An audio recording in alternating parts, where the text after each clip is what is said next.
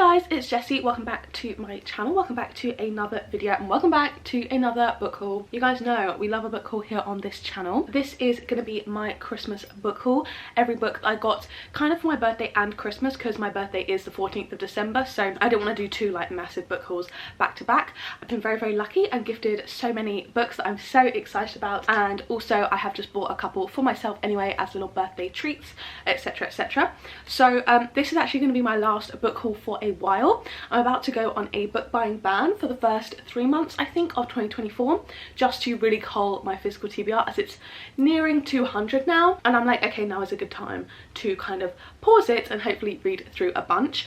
I do have a little Waterstones order coming in the next couple of days that I'll talk about at the end maybe, and just kind of show you what I'm going to get, and I think that will be it until maybe the end of March, start of April. One caveat is for my video where I'm reading your guys' favourite books of 2023. If you haven't told me your favourite book yet, I will leave the community post linked in the comments, but just leave me a comment there and then I might be reading it for that video. I may have to purchase that book, but I'm also going to try and do that before 2024 officially starts. But these are pretty much the last books I'm going to get. So I think I want to start first of all maybe with some special editions. I got two special editions that I'm super duper excited for. Firstly, it was from my brother for my birthday, and I got this gorgeous collection of Jane Austen books. So I read Emma this year and really enjoyed it a lot more than I thought, so I wanted to get more into Jane Austen's work, and I saw this in Waterstones in person one time and I thought that is absolutely stunning, and I think it was only about £25, which I think for, you get 4 books, oh no, you get 7 books in here. You get Sense and Sensibility, Pride and Prejudice, Mansfield Park, Emma, Northanger Abbey, Persuasion and Lady Susan.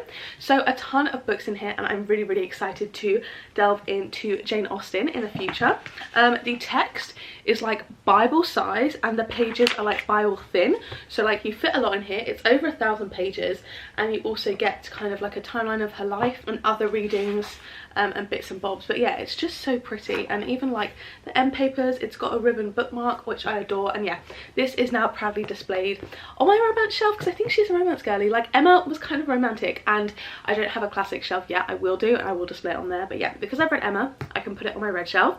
But yeah, I'm really excited to dive into hopefully Pride and Prejudice in January or February maybe, I think. I'm really excited to delve into Jane Austen's books, and yeah, this edition is just absolutely stunning. I think, like, look at her, she's gorgeous. And then also for Christmas I got the 5th anniversary edition of If We Were Villains.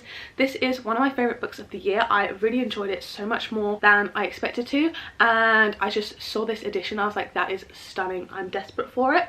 It's a little bit of a smaller hardback size, which is so fun, and yeah, it's just absolutely stunning. It's the 5th anniversary illustrated edition, so it's got these really gorgeous end papers. It's got a little kind of like school emblem on the front, and then throughout the book there are a few like really gorgeous illustrations. Let me try and find a couple to show you. So yeah, you've got the school here, and then yeah, there's just a bunch of really stunning artwork, and you can see here as well. Yeah, so it's really pretty, and I'm super excited for it because I love this book. I became obsessed with it, so I'm super happy to have this to display on my favourite shelf. So then what should we do next? Oh, I did get a couple of non-fiction books. Firstly, for Christmas I got Myrtle from my mum, which I'm super excited about. This is basically kind of like logic puzzles but murder mystery themed. It's one of the ones where you have like the boxes to like tick off and stuff. I've done a couple of these so far and I think it's been so fun, so I'm really excited to kind of play with this throughout the year. You get like suspects, clues, locations, and you have to find out like who, what, where for the murders, and yeah, it's just such a fun little kind of puzzle book. And then I also got this from my aunt because she knows the author.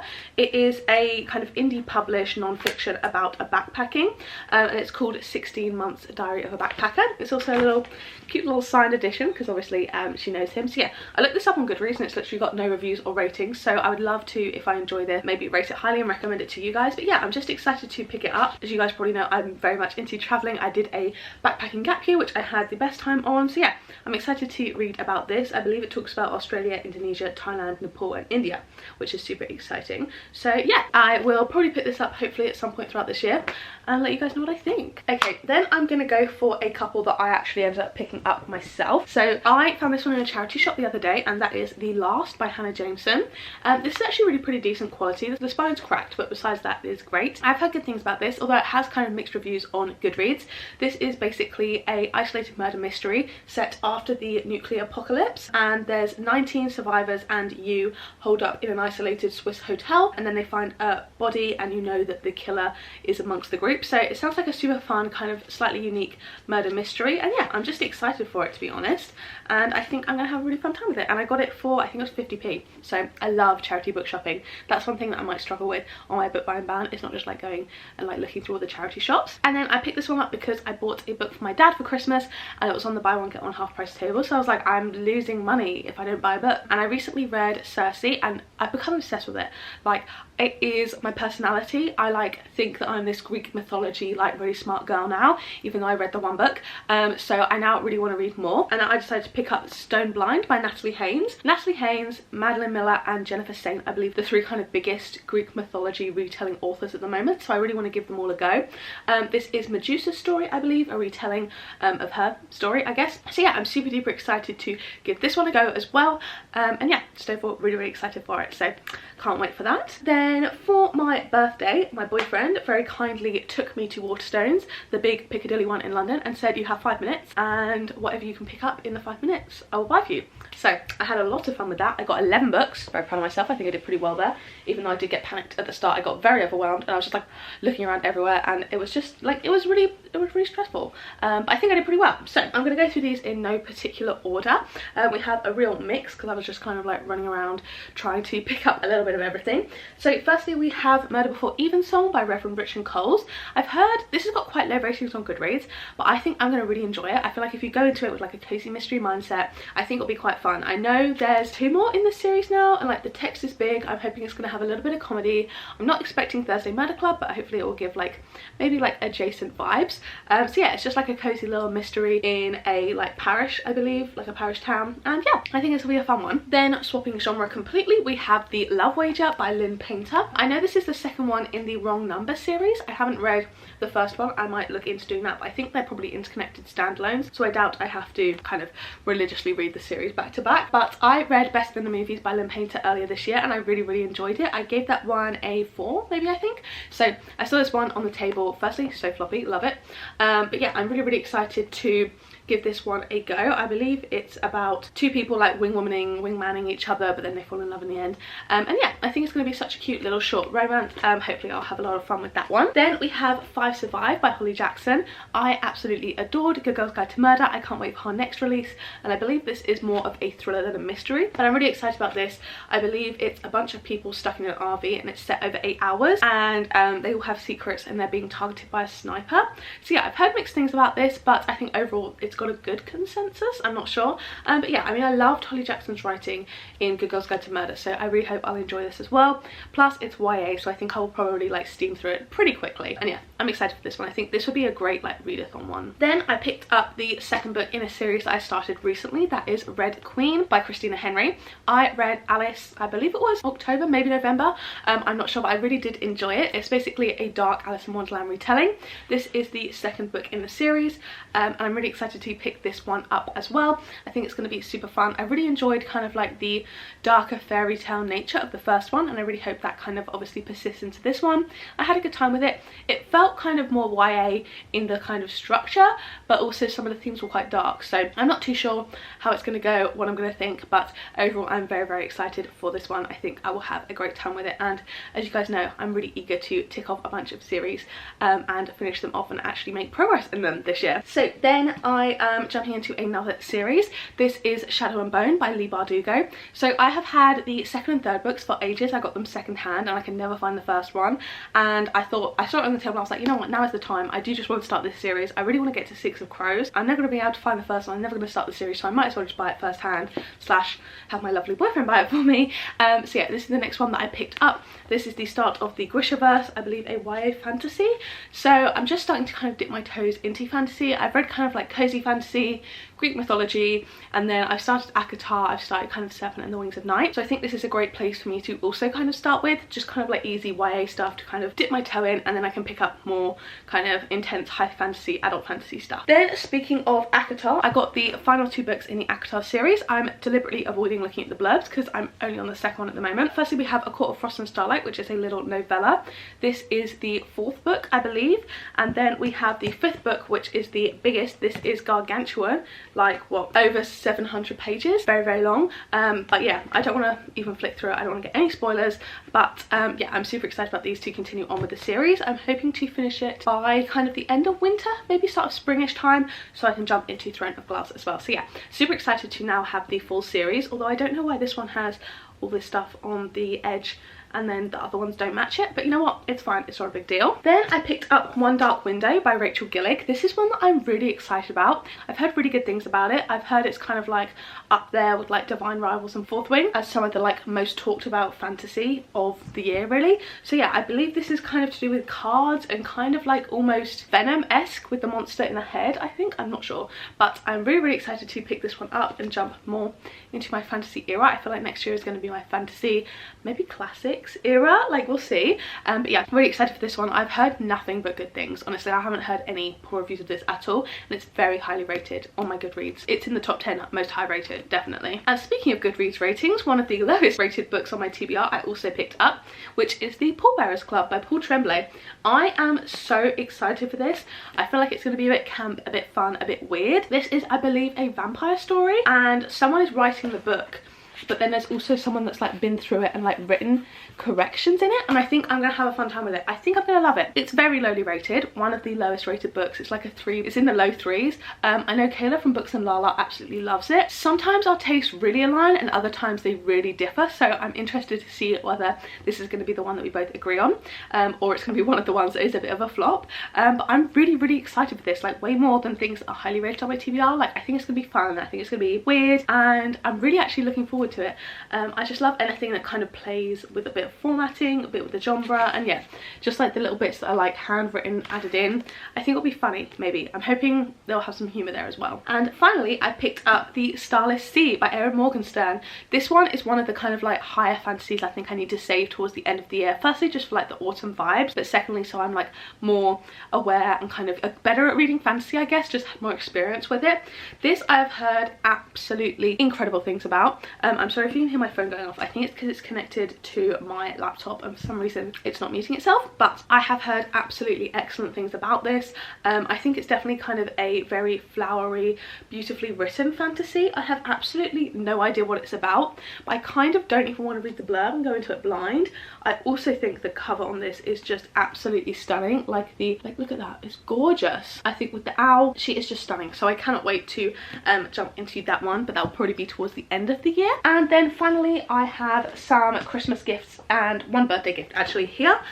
This was also from my boyfriend. This is Ask for Andrea by Noelle W. Illy. I'm not sure how you pronounce that. This is an indie published book, which I love. I always love to kind of read independently published books and kind of support smaller authors. I've heard really good things. This has definitely been recommended to me a few times. I believe it's kind of like a horror, potentially paranormal thriller.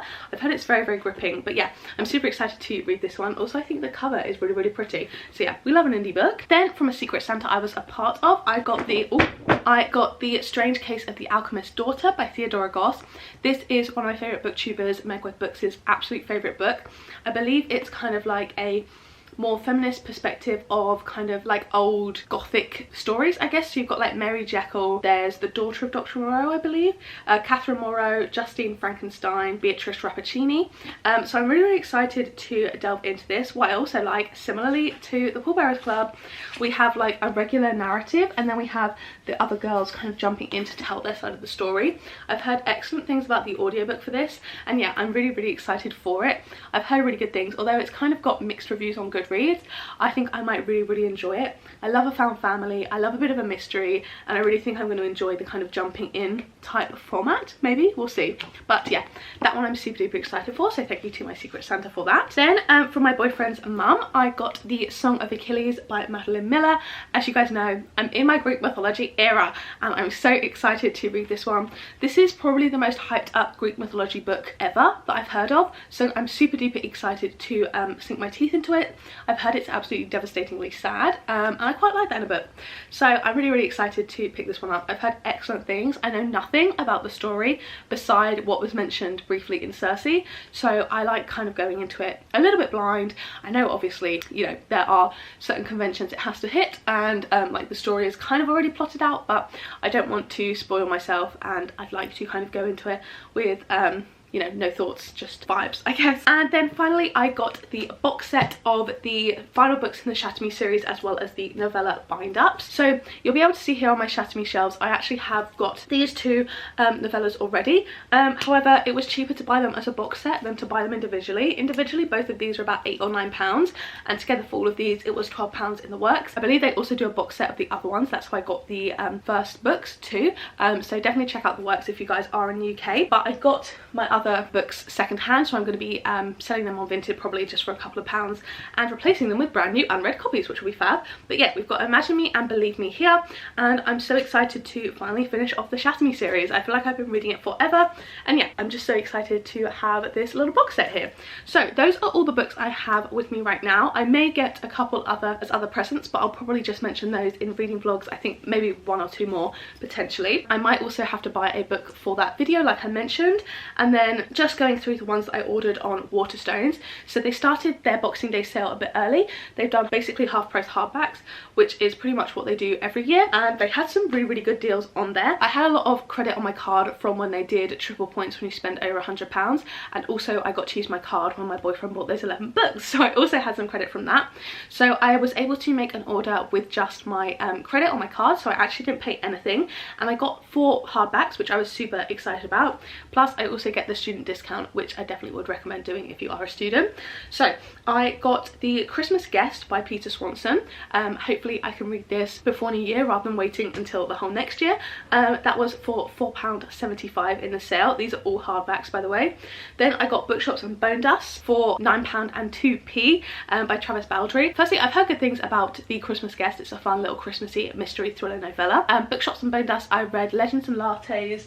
It's just here, I don't know if you can see where we are now, but I read that first one earlier this year, and I think I would have enjoyed it more if I didn't binge it in a like kind of readathon sense. But I'm also still really excited for the next one. I gave it like a 4.25 I think, so really enjoyed it, and I'm gonna have the really nice matching hardback, which will be fab. And yeah, super duper excited for that one. It's kind of just like a cozy fantasy, and I think I might like the Bookshop one more than the Legends and Lattes one, maybe, I'm not sure. Then I also picked up Swordcatcher by Cassandra Clare for £10.45. I'm only mentioning the prices because like these are such good deals, I think.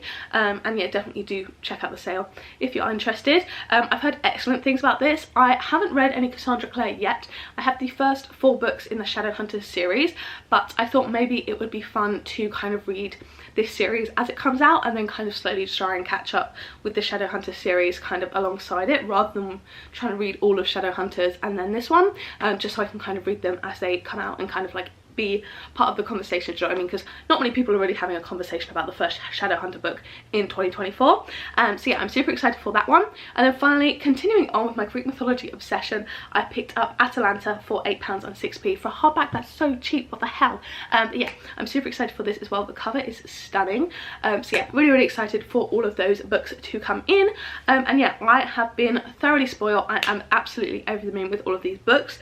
There is no way I need to do a book haul anytime soon anyway, so a book buy ban is very much needed for me, and I'm super excited to like see how I do. Really, I don't think there's been a month that I haven't bought books in a few years, so it's going to be difficult, but I'm going to take you guys along with me for the ride, and we're going to really try and bash out my physical TBR. I want to cut it in half by the end of the year. fingers crossed, we will see.